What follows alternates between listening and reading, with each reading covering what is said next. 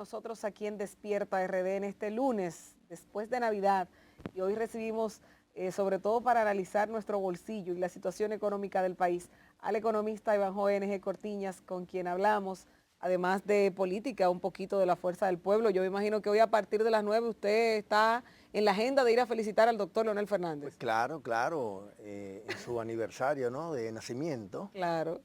deseándole al presidente Fernández unas bendiciones para el nuevo año y en su cumpleaños ¿No llega a también. los 70 todavía? No todavía. Tiene Son 60, Está 69. picando. 68, Está picando, 69. está picando. 69. 69. 69, no, pues está bien. Miren, Es un buen ¿cómo, número. cómo vamos a cerrar? Excelente número. Y fue un economista, ¿verdad? Sí. ¿Cómo vamos a cerrar el 2022 en términos económicos? Porque, bueno, el año fue matizado por inflación, por el tema mismo de los empréstitos, de las deudas contraídas por diversas razones. ¿Será esto saludable en alguna medida para la economía? Fíjate, el año va a terminar como comenzó, mal. Sí. Sí. Ay, mi Comenzó mal madre, porque bajo no me diga eso. Pues yo Sí. hasta me voy de aquí. Así que vamos a arrancar. Mal. Sí, porque Ay, comenzó mi mal madre. con alta inflación y terminó mal porque también tenemos alta inflación, casi duplicando lo que se habían fijado como meta las Ay, autoridades. ay. Y la mejor expresión de eso es cómo comprábamos o a cómo compramos la libra de cerdo. El año pasado, diciembre para este mismo año, 400, 425 pesos, ahora entre 500 y 550. Y el costo de la canasta de la cena de Navidad pasó de unos 3.500 para una familia típica de 4 personas, con una cena sencilla, a más de 5.000 pesos esa misma cena. Por lo tanto, el año comenzó mal y terminó mal. Aquí hubo muchas familias que no cenaron entonces. O cenaron muy poco o con baja calidad. Sí. Porque eso también, la reduflación llegó a los hogares dominicanos en la cena de Navidad.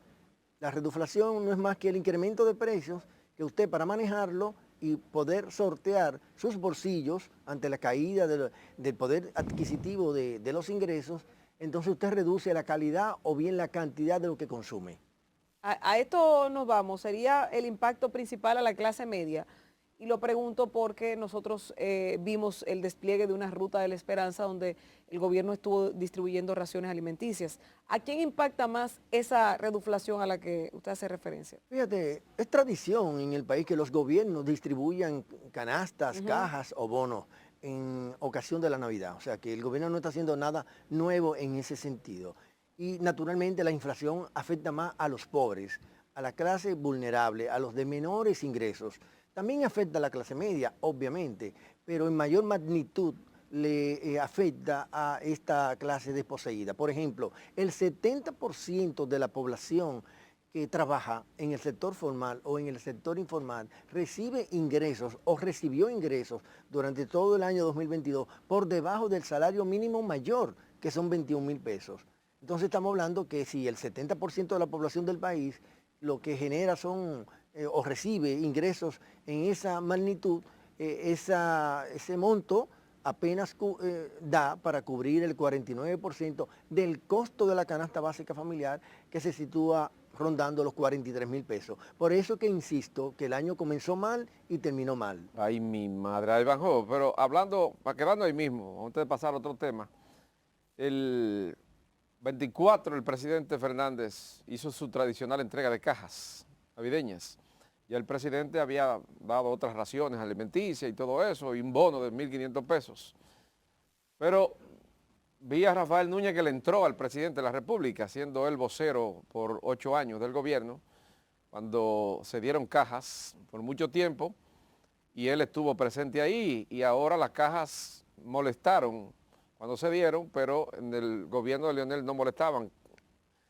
¿Es mejor bonos que caja o qué para entonces ir acostumbrando a la población a un nuevo esquema social? Dice, no me he enterado de lo que ha dicho Rafael. este señor, no me he enterado. Ah, pero todos los periódicos lo publicaron. No, pero Parece que usted el fíjate fin de que semana no me leyó mucho concentré en eso. las noticias nacionales Ok. e internacionales de importancia. Sí. Tal es el caso de la situación que vive el mundo, en donde todos los analistas de Nomura, de Bloomberg, de Financial Times, de The Wall Street Journal, en sí de los principales medios internacionales, pronostican una recesión o al menos un decrecimiento de la actividad económica.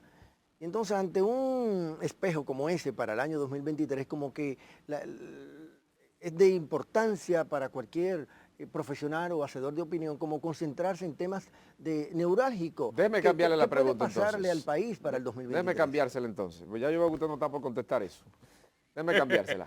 Es que uno responde Sí, y contesta lo que conoce. Correcto, correcto. Usted no lo conoce, perfecto. Entonces, ¿cómo comenzamos el año en materia económica? Se hablaba de un crecimiento X, ya veo a Siriaco, que es economista igual que usted, que dice que va a bajar un poco los números en lo que tiene que ver con el crecimiento económico, lo que se proyecta para el año próximo. ¿Esto debe de haber una mayor inversión por parte del gobierno de capital? Si las mentes más brillantes del mundo no se equivocan, y yo creo que ahí, sin proponérselo, se han puesto de acuerdo, Sí. pronostican al menos de crecimiento económico en el mundo o recesión en cualquiera de las dos lecturas con la que se puede examinar una recesión, que es cuando dos trimestres consecutivos la economía decrece, o bien cuando la economía crece por debajo del 2.6%. En cualquiera de los dos escenarios, todas las mentes más brillantes del mundo pronostican situaciones como esa. Ahora, si se equivocan, sería a favor de que esto no acontezca. Es decir, de la recesión o bien de una estanflación, de un estancamiento con incremento de precios. Solo esa situación en donde se equivoquen las mentes más brillantes del mundo pudiera un poco ser buena noticia para la economía dominicana de cara al 2023. Si asumimos como cierto, como muy posible estos pronósticos de las principales mentes más brillantes del mundo, entonces yo creo que la economía dominicana se encamina hacia una situación con muchos desafíos y muchos retos.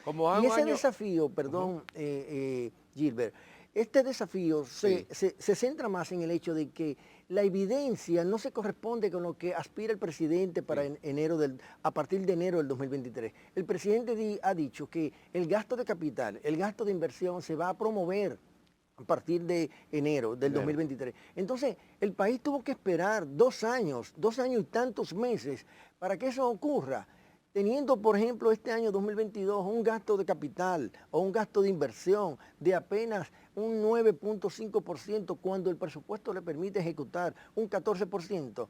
Entonces, estamos frente o a un pronunciamiento de carácter populista, o bien es que no se están dando cuenta que ellos son gobiernos desde hace 2 años y medio. El año que viene es un año preelectoral. ¿Podría esto contribuir a la dinamización de la economía? Mira, más que si va a contribuir o no, yo creo que uno pudiera enfatizar o decir o concluir que el presupuesto del año 2023 se ha elaborado con el propósito de que sea amigable a ese año preelectoral que es el año 2023. ¿Cómo sería amigable? Bueno, facilitándole que el gobierno pueda gastar en áreas en las que políticamente y a priorísticamente usted puede determinar que puede favorecerlo en términos de voto, ante el hecho cierto de que la imagen del presidente de la República en términos de posibilidades de ganar o de competir en unas elecciones en el año 2024, se sitúa hoy día en el mejor de los casos en un 41%. O sea que nosotros estaríamos hablando, partiendo de eso, de que se adoptaría una política social en alguna medida más cercana a lo que se vivió durante el COVID-19, por ejemplo, donde se entregaban bonos, que si canasta, que si subvenciones a aquellos que no estaban empleados, con el propósito de que eso genere en la población la satisfacción por no tener la economía en la mejor de las condiciones. Mira, en anuncios e intenciones sí, pero recuérdate, Cristian, que este gobierno se ha caracterizado por hacer anuncios y comunicar en el uso de un verbo conjugado en términos de futuro, cuando los gobiernos están para conjugar las cosas en presente. Estamos haciendo, estamos entregando, aquí no, aquí vamos a hacer, comenzará, haremos. Entonces, el país no está para eso. Resulta que en intenciones se han hecho todos esos anuncios, pero en los hechos, en la realidad, los pobres no pueden y no deben esperar nada nuevo. para ellos en el año 2023, porque es el presupuesto del 2023 que en materia social no resulta, digamos, halagüeño para ellos. Y si vemos que en el año 2022 ellos no cumplieron las distintas metas en el ámbito social, como la protección social, como la construcción de soluciones habitacionales. Apenas en este año 2022 han construido menos de 400 soluciones habitacionales. ¿Qué cosas están en ese cuando ellos presupuesto? hablaron de miles. ¿Qué cosas están en ese presupuesto, por ejemplo, que aquí no se han observado? Bueno, que la Estrategia Nacional de Desarrollo, que está compuesta por 4 componentes, ellos dicen que el presupuesto del 2023 está alineado a esa Estrategia Nacional de Desarrollo, que implica desarrollo institucional, desarrollo sostenible, desarrollo productivo y desarrollo social. En los 4 campos, y particularmente en el desarrollo social, encontramos que hay una menor dotación a nivel de las apropiaciones presupuestarias para este 2023 respecto a lo que fue en el año 2022 y que no se ha ejecutado conforme se ha establecido en el presupuesto que estamos ya finalizando para este año 2022. Ahora, Ivanhoe, justamente para el año próximo, según la proyección del actual gobierno, lo han mencionado, declarado, tal vez no oficialmente, pero como el año 2023 será el año de las inauguraciones, de eso que dicen que han prometido que van a empezar. ¿Tiene chance en ese año el gobierno de equilibrar todo lo que ha prometido de alguna forma para que la población pueda ver resultados? Es que se inaugura lo que se construye. Y si usted no ha construido nada, no puede No inaugurar están construyendo nada. Pero por supuesto que no. Nada. Madre. Por supuesto que ¿Cómo no. va a ser, Ivanhoe? Es que hay palazos, sí, ahí han dado palazos, por ejemplo en Pedernales. Pero ¿y el dinero En dónde se está en yendo, Manzanillo. Ivanhoe, entonces? ¿Y entonces? Eso es una buena explicación, parece un economista muy connotado, a quien respeto, el doctor Andy, ha dicho que ¿No el será gobierno tiene ironía suya, 400.000 Ivanhoe? millones de pesos en las cuentas del banco, de los bancos comerciales dominicanos. Entonces, ¿para qué es que el gobierno se endeuda? Se supone que los gobiernos se endeudan para invertir y tener capacidad de repago. Y el gobierno lo que ha hecho es aumentar en estos 2 años y medio el nivel de endeudamiento, superando los 9.400 millones de dólares. Sin resultados. Sin resultados, sin inversión. Este es el gobierno que más dinero ha prestado por año en la historia. Por ejemplo, dijo aquí el ministro de la Presidencia hace una semana, Joel Santos, que el primer trimestre del 2023 se entrega a Monte Grande, una obra que tiene más de 18, 20 años aproximados en espera. ¿Qué usted opina de eso? Bueno, lo voy a celebrar cuando la inauguren, cuando la entreguen. ¿Cómo Porque va a ser? es que estamos cansados de anuncios. Ya le dije que este es un gobierno que se caracteriza por preferir conjugar el verbo en tiempo futuro. Y los Ivanhoe, gobiernos están para conjugar el verbo en tiempo presente. Estoy haciendo, estoy entregando, resolví este problema. Para el huracán que recién tuvimos aquí en la República Dominicana, cuando Fiona. el presidente, cuando el presidente fue a Tomayor, El Ceibo, Higüey, fue solamente con él y su comitiva. No llevó soluciones. Cuando la población lo que estaba esperando que le llevaran tanques de... Pero se tomó préstamo para eso también. Dijo el gobierno Ese que la fue- declararon en creo que emergencia fue y se gastaron. creo que fue 29.000 millones gastaron de ahí. pesos. Esa es la gran Y pregunta, ahora- que gastó. que los préstamos no se visibilizan. No se ve dónde es que No, se claro gasta. que no. Yo Ivanhoe, quisiera verlo. dice el artista reconocido que se llama Luis Miguel de la Bachata ayer, lo dijo en el Listín Diario, que él nada más ha visto ahora en este gobierno pandemia y préstamos. ¿Usted coincide con eso? Le faltó algo. ¿Qué faltó? Inflación. Ah, ok. Y estoy de acuerdo con Pero él. quizás como él no es economista, le faltó ese elemento. Sí, no es economista, Analíceme pero eso. va al supermercado ¿Es y va al correcto eso? colmado. Sí, yo pienso que sí. Pandemia y préstamos. Sí, la pandemia, bueno, no tenemos la culpa nosotros porque es un problema mundial, pero los préstamos sí tenemos la culpa nosotros. Ya le dije que este gobierno ha roto récords históricos. Y de la inflación Y la también. inflación es corresponsable porque hay factores importados y factores locales o internos que han generado y promovido la mayor inflación de los últimos años. Nosotros tenemos 26 meses de incremento de precios. Aunque en el mes de octubre la inflación se desaceleró, eso no significa que no hubo inflación. Desde que este gobierno llegó, lo que ha habido es incremento de precios, Ivanhoe, incremento de dice precios. el expresidente Mejía que tiene una encuesta donde el expresidente Fernández tiene 13%, Abel tiene 20% y Y el presidente de la República tiene 46. Eso probablemente ¿Ustedes fue... manejan esa encuesta? No, muy probablemente eso fue que consultaron a un brujo. ¿A un brujo? Sí. ¿A sí, Cuco Baloy? Por el 13. ¿Eh? Por el 13. Sí. Porque las encuestas con carácter científico colocan a Leonel entre un 36 y hasta un 41%. Las de carácter científico. Las otras no son de carácter científico. Claro que no, porque fíjate, los sondeos digitales, ¿cuál es el único haber que tiene? ¿Cuál es el único haber que tiene? Que son ecológicas. Ecológica. Sí, explíquenos ese concepto. Bueno, que no contaminan. Oh. Es lo único que tiene digamos, de bueno. atributo, de bueno. Las encuestas sistemáticas, con buen diseño muestral, con buen cuestionario, con buena ejecución, ¿no? Se hacen conforme a esos criterios.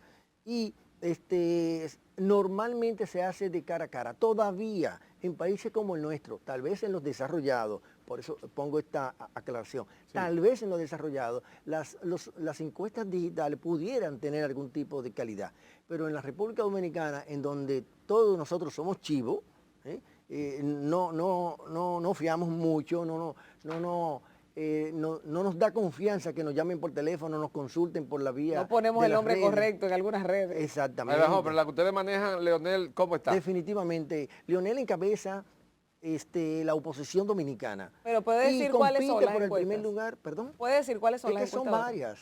Son varias. Reconocidas. Reconocidas. Claro, y han sido publicadas. Yo creo que esto está a la vista de todos. Pero además, usted hace un sondeo, no una encuesta en este mismo canal y Leonel gana. Sí. Usted va al supermercado y hace un sondeo, Leonel gana. Usted va a un colmado y hace un sondeo, Leonel gana. ¿Dónde no gana Leonel? En el Palacio. Oh. Ahí va. Fue cortante usted ahí. Ahí bajó. Pregunta y respuesta. Yo quisiera que usted me diga brevemente, para cerrar.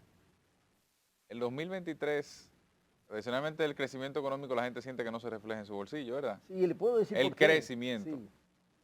El 2023 con decrecimiento, con ralentización, con lo que sea, la gente pudiera entender lo mismo, que no se va a reflejar en los bolsillos. Las propias autoridades dicen que va a haber una disminución en la tasa de crecimiento del PIB. En el año 2022 ellos proyectaron un crecimiento de 5.5% y ahora están proyectando un 4.8%, lo que significa que hay una admisión de que el año 2023 no va a ser tan amigable como tal vez han sido otros años, y con el agravante de que este gobierno no sabe invertir. ¿Cómo lo dejó Leonel el PIB y cómo está ahora? ¿Perdón? El PIB, ¿cómo lo dejó Leonel y cómo está ahora? Leonel lo dejó creciendo por encima del 5.6%. Durante los gobiernos de la economía, el Producto Interno Bruto crecía entre 5.6 y 6.5%. 90.000 millones de dólares por lo menos el PIB de nosotros. Yo creo que anduvo, no preciso el dato, pero en este caso lo que estamos midiendo es la tasa de crecimiento. La magnitud hoy día está en alrededor de 111.000, 110.000 millones de dólares el PIB. Y en el año 2019 estaba en 88.000. Bueno, Ivanhoe, gracias. Yo me imagino que usted y la familia sí la pasaron bien en Navidad. Bueno, sorteando situaciones.